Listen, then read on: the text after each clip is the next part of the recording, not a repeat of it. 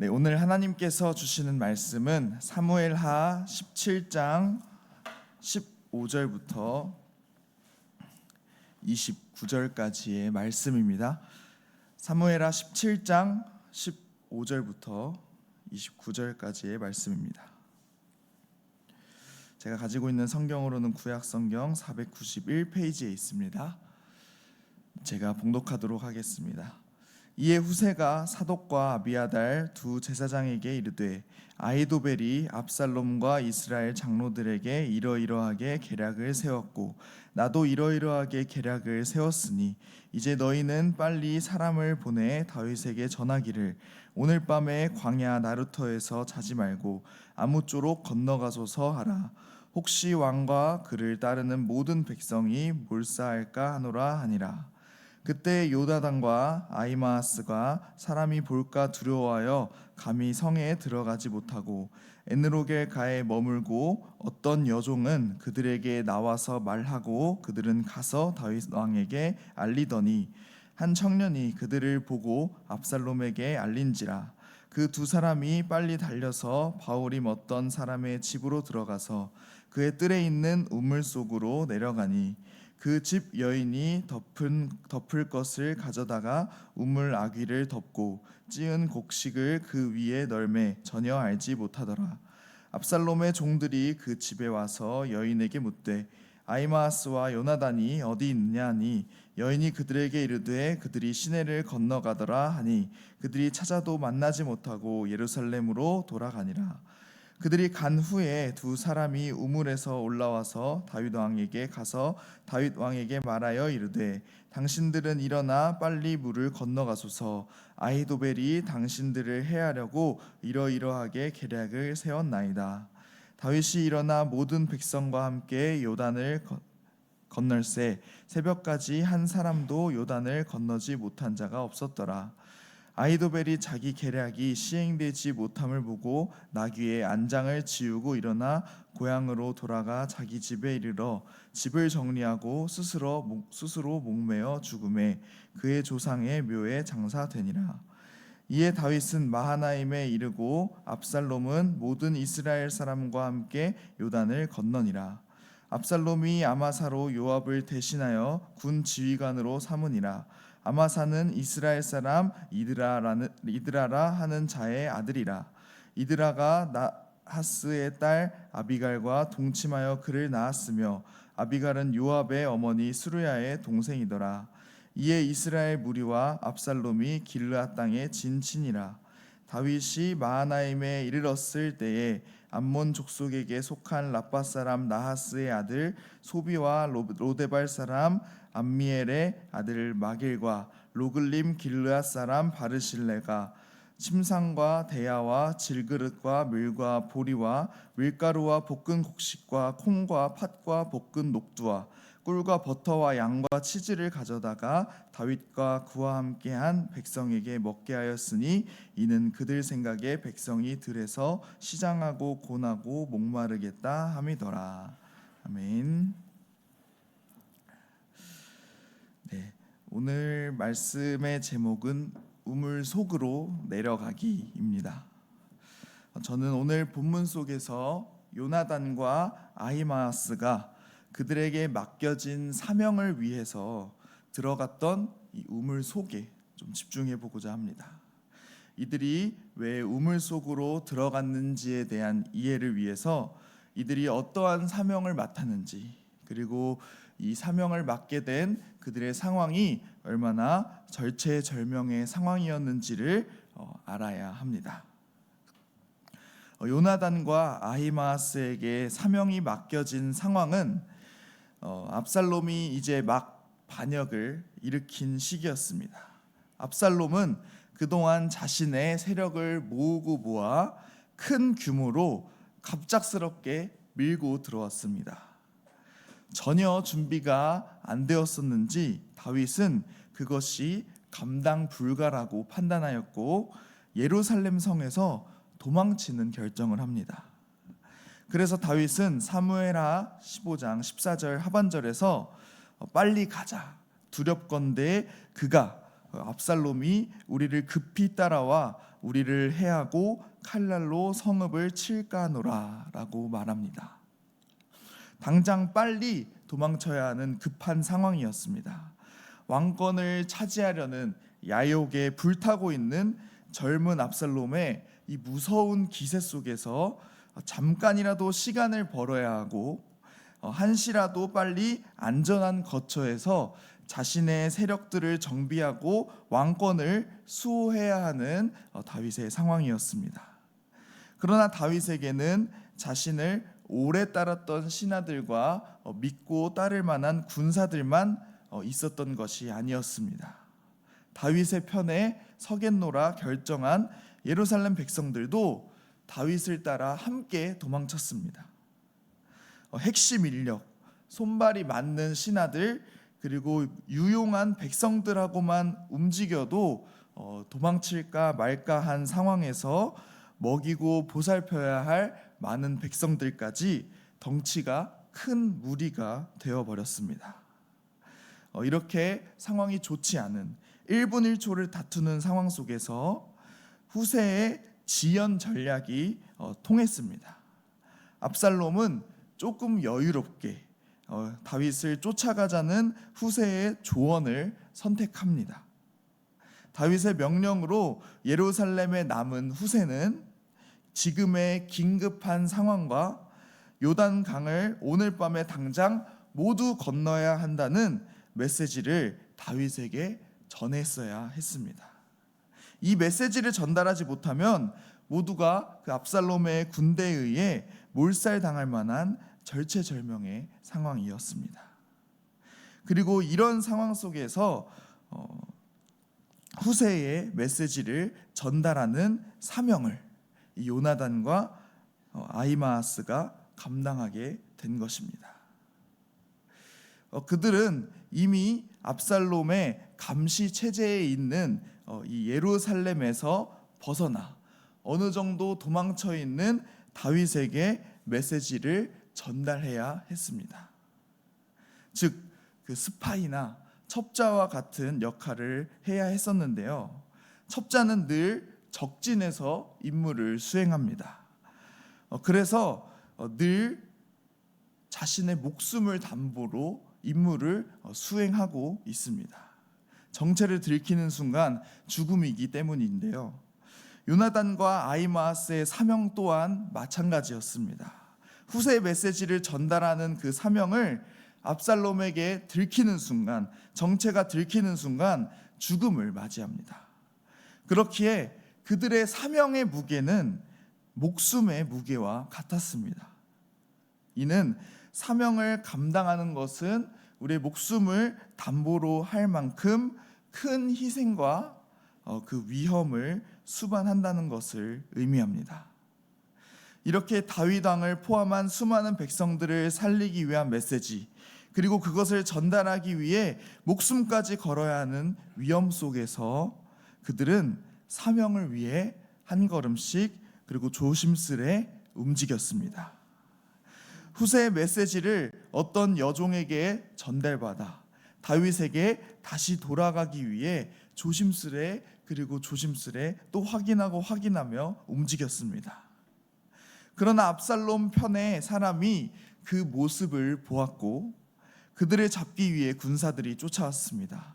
요나단과 아히마아스는 이 군사들에게로부터 살기 위해서 우물 속으로 급히 들어갑니다. 18절 하반절인데요. 그 두 사람이 빨리 달려서 바후림 어떤 사람의 집으로 들어가서 그의 뜰에 있는 우물 속으로 내려가니, 그들은 우물 속으로 내려갑니다. 그 우물은 아무것도 보이지 않을 만큼 깜깜합니다. 왜냐하면 우물 속으로 내려간 그들을 보호하기 위해서 한 여인이 우물문을 꽝 닫았고 그 위를 찌은 곡식을 널어 놓았기 때문입니다. 아무것도 보이지 않는 깜깜함 속으로 아무와도 소통할 수 없고 마치 죽음 이후에 관 속에 들어간 것과 같은 두려움 속으로 그들은 내려간 것입니다. 이 우물을 누가 다시 열어줄 때까지, 그들을 건져내줄 때까지 그들은 세상과 단절됩니다. 내가 보고 경험하고 즐기던 아름다운 세상과는 단절되고 오로지 홀로 있는 듯한 외로움 속으로 내려간 것입니다. 오늘 말씀 속에서 이 두 사명자가 이 우물 속으로 내려간 이유는 명확합니다. 바로 살기 위해서입니다. 그러나 여기서 산다는 것은 단순히 목숨을 부지하는 것만이 아닙니다. 아까 강조했듯이 그들이 가진 사명의 무게는 목숨의 무게와 같았습니다. 그래서 그들이 목숨을 유지하는 것은 곧 사명을 감당하는 일과 마찬가지였습니다. 그들이 살아야 메시지를 전달할 수 있었고, 그들이 살아야 다윗 왕과 수많은 백성들이 목숨을 건질 수 있었습니다. 만약 그들이 이 우물 속이 두려워서, 우물 속이 깜깜하다고 들어가지 않고 머뭇거리다가 살지 못하고 메시지를 전달하지 못하면 모두 죽게 됩니다. 결국 그들은 사명, 생명을 살리는 메시지를 전달하기 위해 단절된 우물 속으로, 그 공간으로 내려갔던 것입니다. 사랑하는 성도님들, 우리가 목숨의 가치와 동일하게 여길 만큼 귀중한 사명의 목적은 분명합니다. 그 사명의 목적은 바로 생명을 살리는 일입니다. 우리가 왜 아픈 환우들을 위해 기도할까요? 가족들을 위해, 또 교회를 위해, 나라를 위해 우리가 왜 눈물을 흘리며 간절히 기도할까요? 우리에게 맡겨진 생명들을 살리고 책임지는 사명이 있기 때문입니다. 마치 시소의 무게추처럼 내가 목숨을 걸고 사명을 감당하지 않으면 내게 맡겨진 생명들이 죽음을 맞이하는 그러한 역할, 그런 구조에 있기 때문입니다. 그런데 이렇게 생명을 살리는 사명은 때론 우물 속으로 들어가는 결단을 요구합니다. 아무리 우물이 깜깜하더라도, 세상과의 단절을 맞이할지라도 우리가 생명을 살리기 위해서는 우물 앞에서 들어갈지 말지 머뭇거리지 않고 바로 내려가야 합니다. 이 깜깜한 우물 속으로 들어가면 마치 죽음을 맞이할 것과 같은 두려움이 엄습할지라도 그곳으로 내려가는 결단이 있어야 합니다. 왜냐하면 사명을 감당하는 성도는 그 우물 속에서 하나님이 일하심을 경험하기 때문입니다. 아무도 의지할 수 없는 그곳에서 하나님의 뜻을 깨닫습니다. 생명을 살리기 위한 과정 속에서 나를 인도하시고 나를 살리시는 그 장소가 그 깜깜한 우물이라는 것을 깨닫게 됩니다. 요나단과 아히마아스도 마찬가지였습니다. 깜깜한 우물 속에서는 그 여인이 안전한 때가 되면 자신들을 구해줄 것이라는 믿음을 갖고 하나님이 사명을 잘 감당할 수 있도록 역전시키는 때를 그 우물 속에서 기다렸던 것입니다. 이는 예수 그리스도의 십자가와 부활 사건과도 동일합니다. 예수님은 십자가에서 죽음을 선택하셨습니다. 충분히 인간적으로 죽음을 선택하지 않아도 되었지만 십자가의 그 희생을 통해서 온 인류의 생명들을 살리는 그 사명을 감당하셨습니다. 그래서 그 죽음이라는 우물 속으로 내려가셨습니다. 그 죽음을 이기시고 부활하셨습니다. 예수님 또한 사명을 감당함에 있어 우물 밖에서 항상 선하심으로 일하시는 하나님을 신뢰했고 사망 권세를 짓누르고 승리할 역전시키시는 하나님을 경험하였습니다. 저는 오늘 먼저 우리에게 생명을 살리고자 하는 사명이 있기를 소망합니다. 그래서 사명을 감당하기 위해 우물 속으로 내려가는 결단이 있길 소망합니다. 우물 앞에서 혹시 내가 이 우물로 내려가면 버려지지는 않을까? 혼자서 아무 소통도 되지 않고 단절됨을 경험함으로 외롭지는 않을까? 주저하지 마십시오. 되려 우물 안에서 나를 살리시고 일하시는 하나님을 경험할 수 있습니다. 우물 속은 실패, 절망, 죽음처럼 보이지만 사실은 하나님이 예비하신 피난처요, 역전의 발판이요, 살아있음입니다. 혹 내게 맡겨진 사명들을 또 생명들을 감당하는 것이 참 힘들다 느낄 때, 왜 내가 사명을 감당하기까지 이러한 일을 해야 하나 라는 의문이 들 때, 또 세상의 즐거움을 다 단절해야 하는 그 선택을 해야 할 때 오늘의 말씀을 되새기는 저와 여러분이 되기를 간절히 소망합니다. 함께 기도하겠습니다. 사랑의 하나님, 우물 속으로 내려갔던 요나단과 아히마아스처럼 우리도 사명을 감당하기 위해, 또 생명을 살리기 위해 우리의 목숨까지 내어놓고 우물 속으로 들어가 하나님의 일하심을 기다리고 하나님이 함께 하셔서 도와주실 것을 기대하게 하여 주옵소서.